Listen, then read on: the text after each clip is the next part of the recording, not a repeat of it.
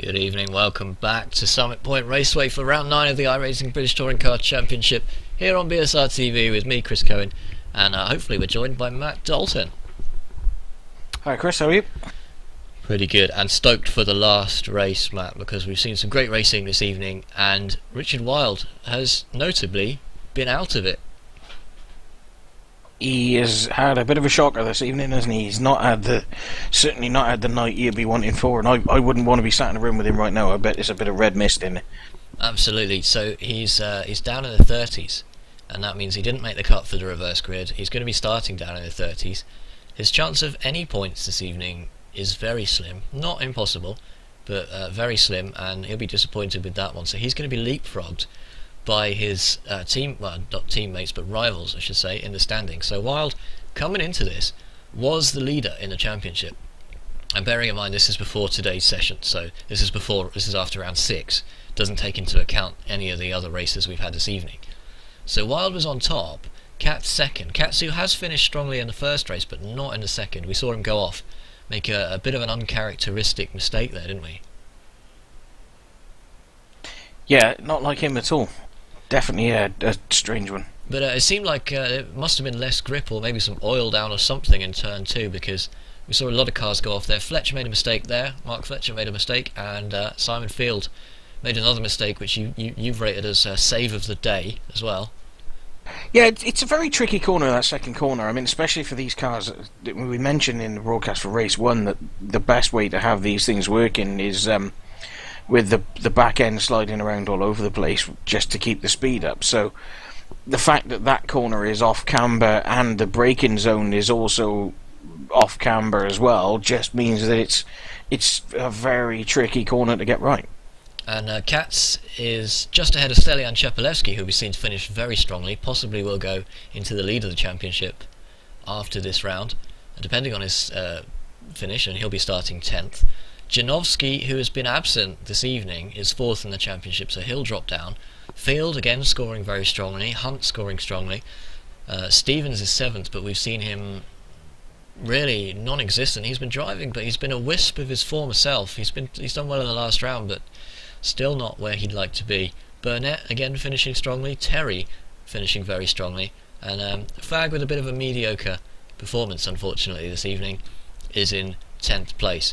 And just before we go to the grid for round 9, we would like to remind you that the Skip Barber series is coming to BSR TV on Monday nights. So that's short qualifying followed by a 30-minute-ish race. Always massive grids for that one as well, and some different tracks to watch, a different style of racing as well. Here's what happened last time.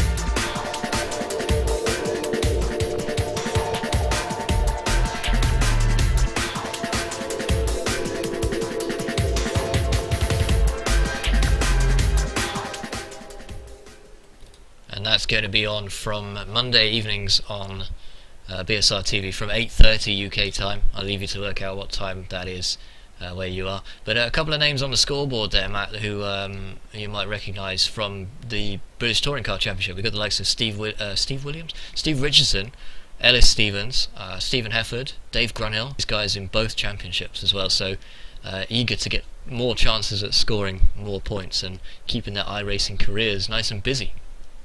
Yeah, absolutely, and the Skippy is, as we said earlier, is one of the most popular series on the service, and is always going to get decent grids. So that should be a real challenge. And you've got some of the top end of the British club road racers in that series as well. So some extremely quick times being set at the head of the field, and always quite big fields, like we say in there. The information on your screen, 12 minutes for round race 3, is not correct. It's actually 12 laps. So apologies for that. It's about a minute a lap, but not quite. It's more like a 15-minute race, and it's about a minute and a half till we'll just head down to the grid. These guys will get underway for round 9 of the iRacing British Touring Car Championship. I can't believe we've had 9 rounds already. It seems like you've just started with this thing. Yeah, it's a 3-race format every night, so it racks up pretty quickly. Yeah, it does indeed, and Chepelevsky in this race will be starting from 10th position, and that means directly in front of him will be his main rival for the evening, which has been Mark Fletcher. Now, Fletcher will be on the inside, so Chepelevsky's going to have to take it around the outside at some point. Do you think Chepelevsky's got the pace to get past Fletcher, or could it all go wrong? It could easily all go wrong. I would expect Stellion just to take it a little bit steady and see what happens, see how it pans out in front of him. The interesting thing for me is that he actually has decided not to go out in the warm-up by the look of it, which I would have thought he'd want to take the opportunity to get out there and run around in some traffic and see how it goes, but that's obviously a sign of supreme confidence that he's not worried. Or, he might just be taking what we call a comfort break. You never know. We're going down to the grid any minute now, and do you have who's on pole? I don't actually have who's on pole here. It's Craig Burleson, isn't it? That's right. Craig Burleson is on pole, yeah. I'm just waiting for the grid to come up myself, to be honest. I closed the results from the last race, so Craig Burleson on pole, and he'll want to get away at the front as well and see how he goes. Scott Malcolm is going to be in 3rd place. That's going to be interesting. He is going to be bless his cotton socks, possibly a little bit of a travelling chicane, so he's going to want to make a good start and get going. So I think that'll probably be 4th place, actually, Matt. Sorry, yeah, he is. No, 3rd, Scott Malcolm. Stephen Hefford's 4th. Oh yeah, you're right. You're completely right there. And we're just waiting for the guys to line up now on the grid. There's a big gap on the inside. Pole position man, the lime green CQR of Craig Burleson. So that's going to be very, very interesting off the line, as it always is. And look how narrow that is. That start-finish straight is not much wider than a regular road, and I wouldn't want to be putting my life on the line, even if it is sim racing. Try to break my neck coming down there. One of the dyno jets in there also belongs to Stephen McGarity, so watch out. He's not the fastest, but he won't exactly be holding up the guys behind him just for too long as the lights go on for round 9 of the iRacing British Touring Car Championship. Summit Point, we have red, we have green. The cars are off on their way for the last time away from Summit Point, and we've got a couple of guys moving off to the middle there. Look at the size of that field though, 3 wide at one point. There's our BSR TV car, and it's all gone wrong in the background. Oh, there's a big collision, and that's wreck. Huge. That is massive. What is going on there? That is awful. Oh dear. All kinds of carnage going on in the back there. One of the eBays is off. Oh, there's too many cars to even contemplate. The ones at the back seem to have slowed down enough to kind of get round, but that was a huge impact, wasn't it? Absolutely massive there. That was massive. Oh dear. Well, we'll come back to that in due course, but at the moment... Oh, is it sideways dyno jet? Is that McGarity in the background? I don't know if we can get a camera on him quite that quickly. It is. McGarity has gone sideways there, and it is. Scott Malcolm and Stephen Hefford having a good battle for 2nd place here. Craig Burleson, meanwhile, has decided to head off like a scalded cat. He's having absolutely none of the shambles behind him. He's doing a runner. Well, Burleson, in that case, doing very well, because we had a lot of A lot of carnage behind there. What have we got just behind him? There's always a bit of a confusion on the first lap, and I'm not the quickest at this either, but positions Stephen will catch Hefford up. in second, Dan Hunt in third, Scott Malcolm's in fourth, Simon Fields had a good start up to fifth, although he's just been overtaken by Mark Fletcher, who's also on it. So where is Chepelewski? That's the question. He's currently in 7th place, is that right? That's correct, yeah, I've got him shown as P7. And Kaiser's just behind him, and look at this, Rob Burton. Is that Rob Burton in 9th place for BSR TV? How has he got into 9th place? It's unbelievable. Katz is just behind him. And he has gone down that first straight with his hands over his eyes and just kept his foot on it and somehow got through it, hasn't he? That's a hell of a start. Stephen Hefford is up to 2nd place, his highest position ever, I'd like to say, in the British Touring Car Championship. Meanwhile, Fletcher just behind is looking for a way past Scott Malcolm, and we talked about Malcolm a lot, didn't we? And there's a sideways Addison Lee in the background, but Malcolm defending well at the moment, so we don't actually have any sound coming out of iRacing, I've just noticed, so we'll try and get the sound back for this. That's better. We've got a bit of sound going on now. Apologies for the first lap as well, because we don't have any sound for that. Mark Fletcher. Chepelewski is all over the back of Simon Field as well, and it's interesting now. Simon Stellian and Mark Fletcher have been really quick all night. They're not showing any patience at all in trying to move through the field, though. They are decided to get on it as quickly as possible. Well, Fletcher now looking for a good exit down the start-finish straight to take that KX momentum of Scott Malcolm just up in front of him. Let's see if he can get past. He's got a long way to make up. He is closing, but not quick enough. He might be, Let's have a look. He's gone down the inside. Is this a peak? Yeah, it's just a peak. He's at a late lunge. He's relying on Scott to move out of the way. Oh, there's collision. That's contact. Yeah, Fields in the back of him. So Fletcher sideways almost took it off the track there, and Fields got in the back of him. So perhaps some damage to the front of that car there. But let's have another look at that from another angle there. He's taken a bit of a lunge, you've got to say, and he was always taking a risk putting that in there, and I think Scott Malcolm's done really well to make sure that he keeps going and doesn't let that affect him. Another replay of that, Matt. Just coming down the inside. He is about 2 car lengths back there. That's way too far back, and understandably there we've seen Scott Malcolm turn in, so let's hope there's not too much damage to that car or to Simon Fields' car. But that's forced Chepelewski back a bit. Meanwhile, at the front, we've got Craig Burleson still going strong. Hefford's right behind him though, and that's a back marker. That Pertec car is a back marker. So the battle at the front, Matt, is Burleson and Hefford separated by 3 seconds from the rest of the field. Yeah, they've got a real good lead on everybody, and they're going to want to make the most of this as well. So coming down another lap here, it's a blue car in the background of Mark Fletcher. Thinks better of another lunge this time round, but I've got to say that what's happened there? Oh, who's gone off? Who's just rolled over there? Well, that was a big roll, wasn't it? That was huge. I'm struggling to see who it was myself. I think that was Scott Malcolm and Mark Fletcher again.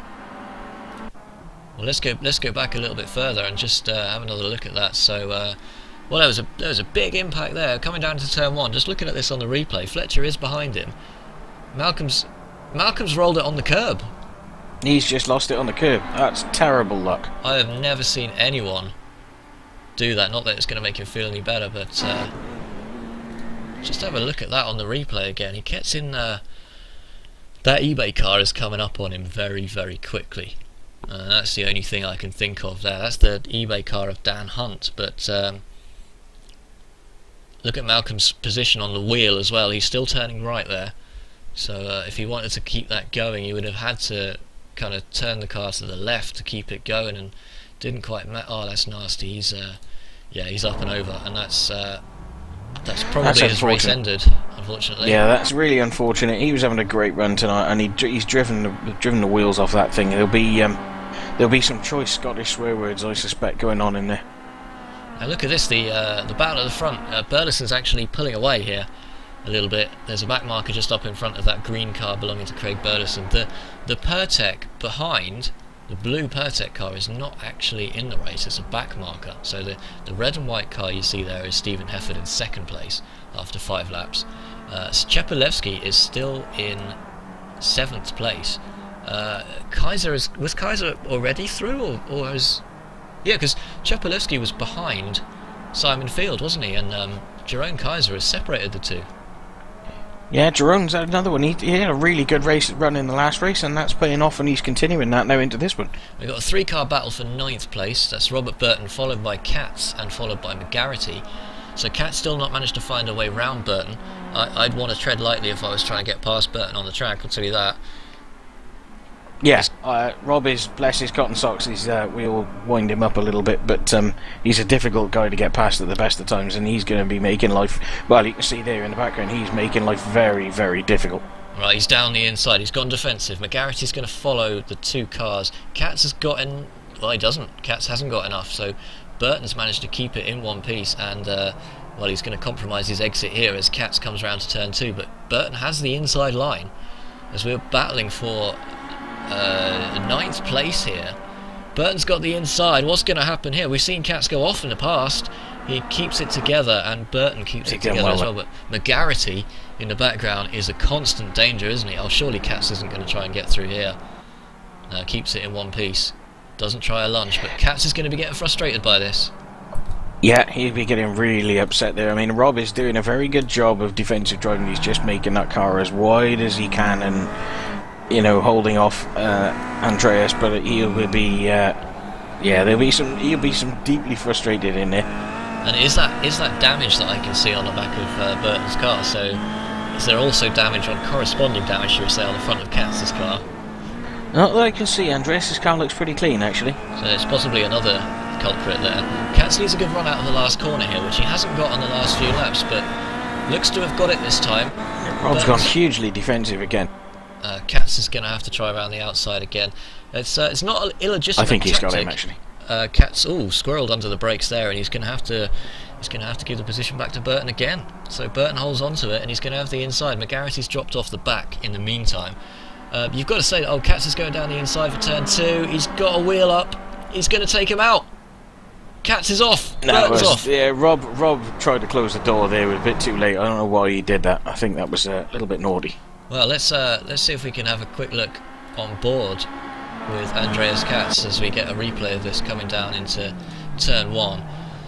Once again, Burton goes defensive. He's done well to keep Katz off so far. Katz goes to the inside this time, and he does have a run on Burton. Yeah, he's got the run. He's squeezed him a bit. Burton squeezed him a bit too late, hasn't he? So Katz is off. Does save it, but Burton actually gets out ahead, doesn't he, out of that one? So McGarity is now overtaking Katz. Katz goes down the inside. He's going to be getting increasingly frustrated with this because he's lost a position there, arguably against the rules, if you like. Yeah, I think actually the two of them really want a bit of have a good look at themselves there, because they're going to put themselves in Ward 4 if they carry on with that one. Isn't Ward 4 a maternity ward? It might well be. Katz then. Oh, and he's hit McGarity. That was definitely a Katz squiggle there, and that's just who's that behind? That's Diaz behind. So Diaz has now got a run on Katz, and McGarity's going to be fuming with that one. And Katz is just all out of luck in this race at the moment. McGarity can't capitalise, and let's hope Katz hasn't got too much damage on that car, because he's still a strong championship contender, as we know. Burton kind of is running away from this group a little bit, but 6 seconds behind the next position. Let's join up with the front of the... just before we do that, Katz is forcing the issue with McGarity, but McGarity's having none of it, and that is allowing Diaz behind, right up on the tail of Katz. Yeah, that's correct. And Craig Burleson, meanwhile, I mean, the guy has got out in front. He's just decided to absolutely do one. He wanted none of what was going on behind him, and he's been pretty flawless ever since. He's having some issues with a lapper here, though, so and, not sure why the lappers are deciding to get themselves involved in the race, to be honest with you. No, this Pertec isn't slow, but needs to get out of the way. There's no one in front of this Pertec on the circuit, so it's got no reason to not get out of the way. No, I mean, you don't. Even if you're quicker and you're a lap down, there really is no need to be tripping yourselves up over the leaders. That's pretty poor form, to be honest with you. Well, someone this far back certainly wouldn't be in the contention to get any points. So if you finish out of the points, the finishing position really doesn't have any impact on the race. But Burleson's doing incredibly well. Stephen Hefford, meanwhile, has dropped down to 6th place, so we missed that, but he's not he's not managed to keep his second. Fletcher's in second. And he is catching up. You know, this incident, whether it's actually holding him up intentionally or not, Craig Burleson is dropping back into his clutches a little bit, and if they get close enough to him, they could well end up giving him a bit of a monstering.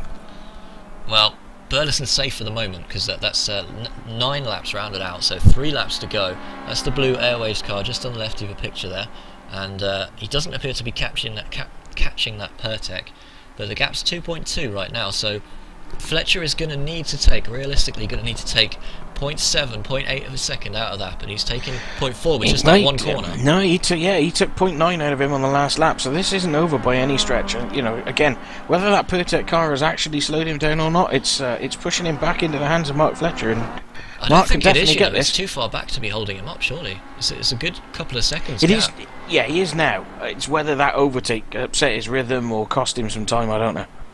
Burleson, who's been very impressive, finishing 10th in the last race, granted in pole, has done nothing but lead this race so far with 3 laps to go, has Fletcher bearing down on him, and Fletcher has taken 0.7 out of his lead already on this one lap, so he's under real threat now. What do you think Fletcher's chances are, if he can catch up, of actually getting around? Well, we've already seen how difficult it can be to pass around here if the guy in front decides to hold the inside line and be stubborn. And to be honest with you, if I was Craig, I would fully expect him to do that. I think he can defend it. But Mark is, by no means going to settle for second here at all. And he's got Simon Field behind him. I mean, if the two of them get up to each other close enough and they hold each other up, Simon could pick the pieces up here. Chepelevsky's going for fifth as well, sorry. Chepelevsky is in 5th at the minute. He's made a lunge there for 4th. He's gone around. Not quite made it. So let's go back to that incident a few moments ago with Chepelevsky, who was looking for 4th place. So that's Dan Hunt, who's dropped down to 4th. Field is up to 3rd. Coming down the start-finish straight, this is a replay from a moment ago. Chepelevsky looks down the inside. He had the run. Not quite. Just thought better of it that time round. Just backed out at the last minute, you're right, and probably for the best as well. That could have been a little bit nasty. Chepelevsky's currently running 5th, but meanwhile, up at the front, the gap is now down to, and he's not done enough, has he? 1.2 seconds. So, barring a last lap failure from Craig Burleson, this race will be his. Yep, he needs to keep it on the island and be nice and sensible, and if it looks like he's steadied the ship and put a good lap in there. Well, what a shame for Scott Malcolm, who's down in 18th place after rolling his car, and one of those Dynajets is getting out of the way. That's good sportsmanship there, because the leaders are coming through. Fletcher now down to just 1 second, but I think he's run out of time, don't you? I would never be so bold as to make such a prediction just yet, but yeah, I think Craig, providing Craig can keep it nice and smooth and not make any mistakes, he should be good, yeah. I have made many a last lap prediction that has ended up being completely wrong. Under a second now, the gap between Burleson and Fletcher, and look at this, what a showdown on the last lap at round 9 from Summit Point. There's back markers up in front, that could be interesting. We've got 3 or 4 corners to go. They should be far enough ahead. Mark Fletcher has caught him up though. Just 0.7 seconds. I think it was Murray Walker. Murray Walker always said, "I don't make mistakes. I just make prophecies that immediately turn out to be incorrect." I think that's the case here as well. In fact, Fletcher half a second coming down. Only 1 corner to go. Can Burleson hold on for the final corner? Has he got the bottle to take this first victory in the iRacing British Touring Car Championship?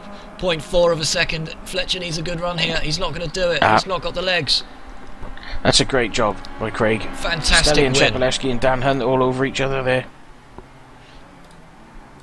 So Chepelevsky and Hunt, we missed that one, but Hunt took it, I think. And over the line comes Chris Shaw in 8th position. Katz did manage to get past Burton in the end. So Burton showing 10th on my screen. Rounds out the top 10. What a finish for some of those drivers. Absolutely fantastic racing there. We still got the interval on, so let's turn that off. And Katz only managed 9th. So didn't he start in quite a low position? So it's still pretty an impressive finish, wasn't it? He started maybe 18th. Yeah, that was a real belter of a race. Fantastic action. here on BSR TV, rounding out the evening from the iRacing British Touring Car Championship. That race was fantastic, taken by Craig Burleson by the narrowest of margins on the line from a charging Mark Fletcher, who comes home second for Airways Racing. Field third, just goes from strength to strength in this championship. Hunt fourth. Czepelewski can only manage fifth, but still impressive considering he started 10th on the grid. Hefford did well to hold on for sixth, one of his highest finishes yet. Jerome Kaiser will be pleased with his 7th place. Chris Shaw will be very pleased with his 8th place. Katz can only manage 9th, so he's dropped more points to Czepelewski. And Burton, from our very own BSR TV racing team, comes home 10th. Wow. Yeah, good result for Rob. Yeah, he held it. I think he might have caused a little bit of an issue with Andreas Katz. We saw that one on the replay as well. But just before we ask any of the drivers for their opinions on that, I'm wondering if we might be able to go back to the start of the race and just have a look at that from... It's going to be a tricky one because there was so much going on at the start there that... Well, we've got our start here. Maybe let's have a look at that from the point of view of Rob Burton and see how exactly he got into that position that he did when he did. Just have a look at that on the replay now. Here we go, off the line with Rob Burton.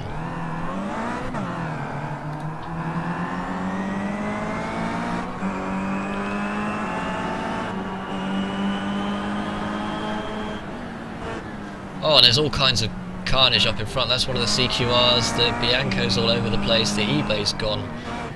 Well, that's an awful incident there. It really is. But yeah, we're going to have to wait word from the medical team to see if Ellis has survived that one, because that looks pretty fatal to me. Well, I'm wondering, maybe let's take a look then from... It's Hristo Ublev and Adam Terry who've got together. They've got side by side, and then I don't know if Hristo's moved or not, or if it's one of the dreaded net codes, but no, Hristo's turned across him, and then from there he's bounced back across the track, and wow, Ellis really does get blasted off into the stratosphere there. Well, let's have a look from the point of view of Hristo Ublev, just looking on his car there. That was a big impact. He's side by side currently on your screen with Adam Terry, and it's kind of difficult to make out, but just at the front of your picture he gets sideways. He's actually, it looks like he's rammed Adam Terry off the track. It looks pretty deliberate, you know. I'm sure it wasn't, but it looked deliberate there, and they've come bouncing across the track, and there's just nowhere for these cars to go. They're all into one another now. Look at that flying eBay Motors car. That is awful. Yeah, that's really Ellis. is. That's, you know, reigning series champion who's been absolutely launched, and we were saying before how he stays out of trouble, but there's no staying out of that one. No, absolutely not. I mean, if the two guys are going to have a Muppet moment on the start straight like that, then really everybody else is an absolute passenger. And that absolutely split the field up. But like you say, Burton kept his foot planted, somehow manages to get through all of that. And let's take a quick look on board, see what Ellis Stevens saw while all that was going on. That should be an interesting point of view to have a look at. Rob would have been absolutely squeaking there. He would have been so excited that he got through it all and made positions up. It'll be unbelievable.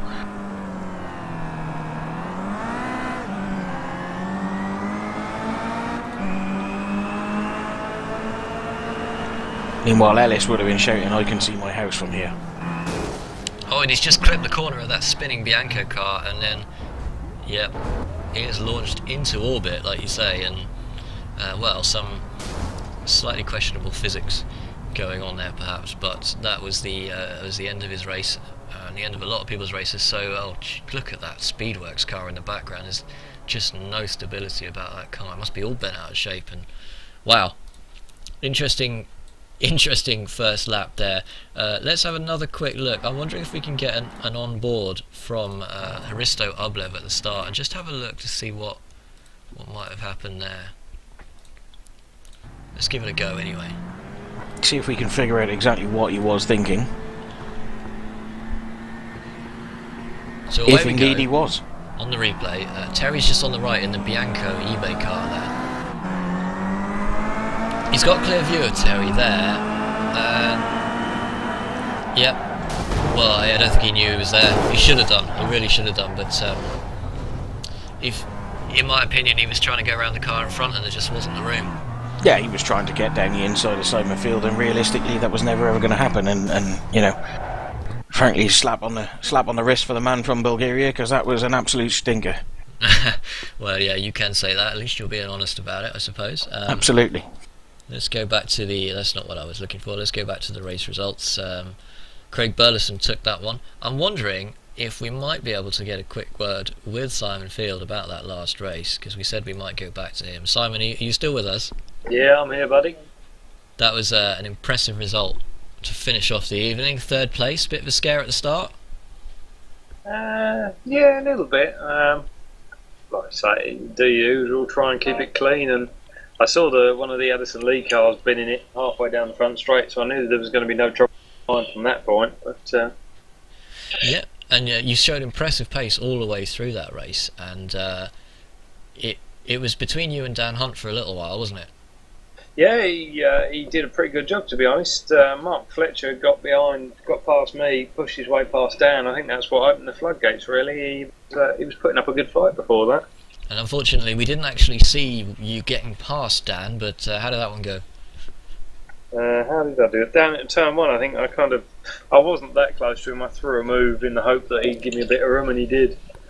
And another poor finish for Richard Wilde, so this must be putting your championship hopes in good stead, let's say. Another 15 points for you there. It's done a reasonable job, but I have to admit, Mark Fletcher, I think, has beaten me every round, so I reckon he's probably running away with it at the minute, which is a shame. I was trying to keep him behind me, but like I say, he snuck past at one point. Not a great finish for Katz this time round, but he's been pretty steady all the way through, scoring fairly consistently. So, realistically, who do you think the main rivals are contending for the championship this season? Oh, it's too early to tell, really, isn't it? Like I say, Fletcher's up there, Katz is up there, Sheppy, if he can keep it on the road, will be up there. There's plenty, a long way to go yet before we start worrying about the title, I think. And Craig Burleson took that race. It was an exciting showdown at the finish between him and Mark Fletcher, but you worried by these CQR guys, Burleson and Martin Johnson and Matthew Webb coming into the championship? That's all good competition, isn't it? You know, we like to race with everyone. You know, I'd be happy fighting over 10th if it was fun. I'm not worried where I am at this point. But yes, glad to have more names. So a week off now, and then the championship picks up in 2 weeks' time.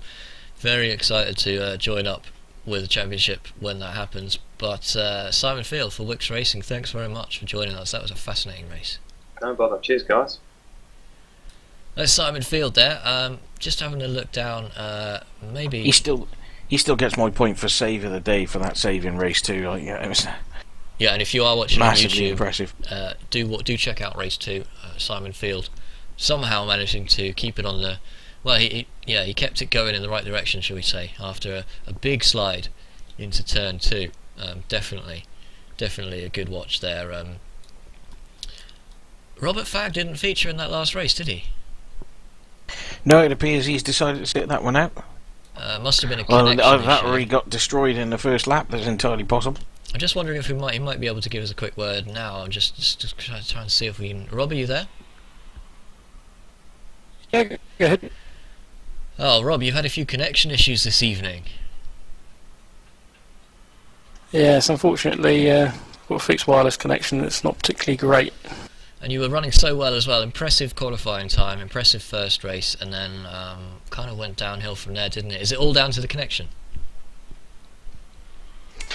I don't know. It's a bit weird because obviously from my end, everyone else seems fine, and I can see everyone else. But for some reason, I'm obviously blinking a lot to all the other drivers. It makes racing for them more hard than it does for me, I think. And did you just decide to sit out the third race because of that? No, I obviously got damage in the second race. I tried to continue and ended up putting it in the wall. So I started down in 27th and got caught up in the first corner crash, which gave me 11 penalty points. And with the 12 limit, there was no point in continuing. That's a bit of a tragic end to the evening, but hoping to come back strong in 2 weeks. Yeah, hopefully. Enjoyed watching the action, actually, sitting out the third race pretty much. So it was quite good fun watching the battles at the front. Excellent stuff. Thanks a lot for joining us, Rob. I hope your connection improves for the next 2 weeks' time. Yeah, I'll get in contact with my internet provider and see what they can do. Cheers, Rob. That's Robert Fagg there, unfortunately having a few connection problems, but it didn't dampen the third race from where we were sitting in the commentary box too much, did it, Matt? Not at all. It's been thoroughly enjoyable. I've had a good time with all three races. It's interesting to watch how they go, and it's a shame that Craig is not in Mumble this evening, so we can't grab him for an interview. He would have been squeaking like mad, and it's difficult enough to understand a Geordie at the best of times, but after a race win, I can't imagine what he's like. And a bit of a shame for Scott Malcolm, of course, who was so excited to get that really high finish, 12th place, and then it looked like he was on for a really good finish in the third race, but rolled it on the curb. I've never seen anyone do that before. He was really going for it, wasn't he? Yeah, he was, and he was driving really well tonight as well. It's really bad luck for him, and but he's that should be encouraging for him as well.